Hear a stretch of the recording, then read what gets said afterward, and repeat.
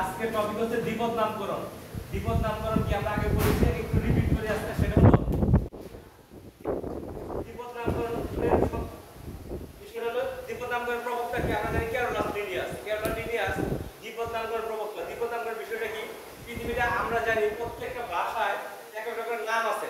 যেমন মানুষের ইংরেজি নাম আছে এবং বৈজ্ঞানিক নাম আছে, হিন্দি নাম আছে, নানা কিছু নাম আছে। পরে বিজ্ঞানীরা চিন্তা করলো যে না, এবার এমন একটা নাম আমরা প্রবর্তন করবো যে পৃথিবীব্যাপী ওই নামটা শুধু একটাই হবে, যে কোনো ভাষায় আলাদা আলাদা হোক, একটা ইউনিক নামের প্রবর্তন করবো।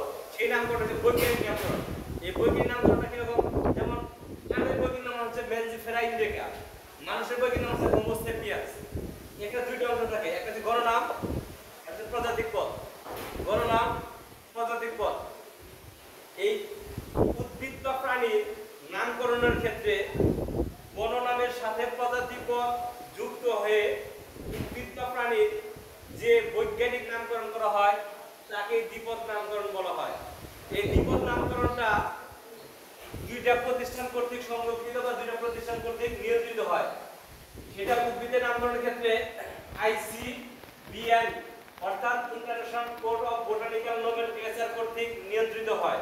আর প্রাণীর বৈজ্ঞানিক নামকরণের ক্ষেত্রে ICZN অর্থাৎ international code of zoological nomenclature কর্তৃক নিয়ন্ত্রিত হয়।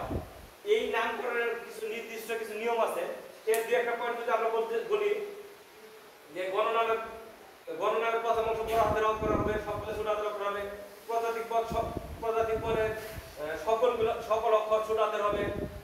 গণনামের নিচে প্রজাতিক পদ আলাদা আলাদা ভাবে লিখে নিচে দাগ দিতে হবে এবং ইতালি ভার্বে লেখা যেতে পারে অথবা ডান দিকে বাঁকা করে লেখা যেতে পারে। এবং নামকরণের শেষে যে এটা নামকরণ করলো সেই নামকরণ দাতার নাম সংক্ষেপ আমরা লিখতে পারি, যেমন এটা লিনিয়াস কর্তৃক প্রবর্তিত, এই জন্য আমরা এর লিখতে পারি। তাহলে এখন কিন্তু হলো যে একটা ইউনিক নামকরণ, উদ্ভিদ প্রাণীর ইউনিক নামকরণটাই হচ্ছে দ্বিপদ নামকরণ।